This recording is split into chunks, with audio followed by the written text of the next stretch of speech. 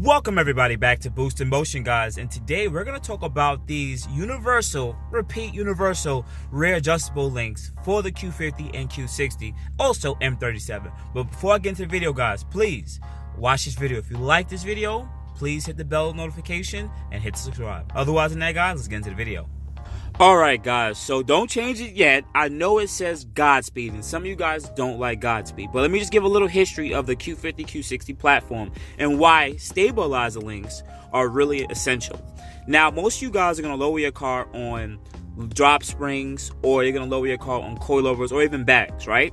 Now, when you do that, you change the angle of the sway bar and you also change the angle of the stabilizer links. Now, each stabilized link is going to have a ball joint on both ends, right?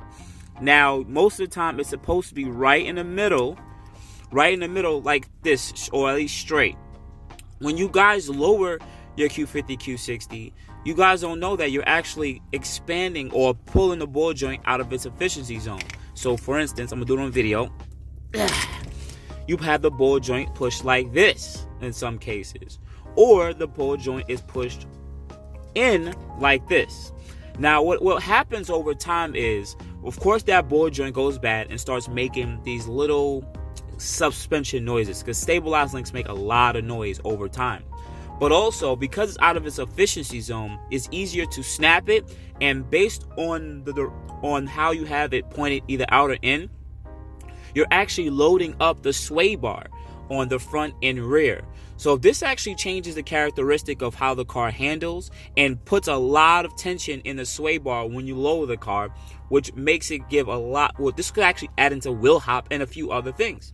Now, there are a few companies on the market for the Q50, Q60 community, also M37s, because they use the rear sway too, right? And they're really expensive for adjustable links. Because what you'll have to do is they use a turn knuckle. This is called a turn knuckle, and this can be able to screw and make it longer or shorter.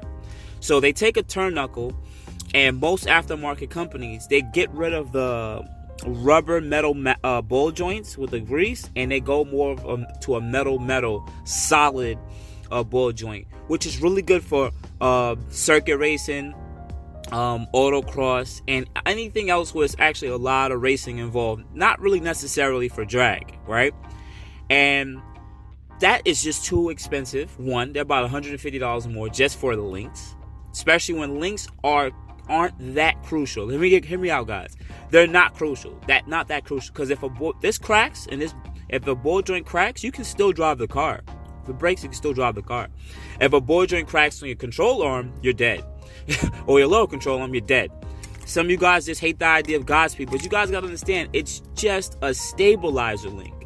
We're not going to the racetrack and going on circuit racing. We're not doing that. All we want to do is correct the angle of the sway bar. The sway bars will pop and crack if you don't add in, not the sway bar. Sway bar links are gonna pop and crack and make really noisy if you don't change it, because that's one of the issues I'm having in the rear.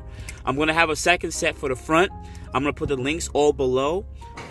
Alright guys, so this is a 14 millimeter and that's a 14 millimeter. This is about 9 inches long, and I'm gonna change both of these relatively quick, and I'm gonna show you how it looks. Alright guys, so what I did was match the length of the OEM sway bar and then pretty much install them. Once I install them, then I readjusted the turn knuckles so it could pretty much correct the angle of the ball joint. Once I lowered the car and I got to see how much the angle said. I didn't get to record that because, well, I just couldn't get to record. The floor was dirty and everything.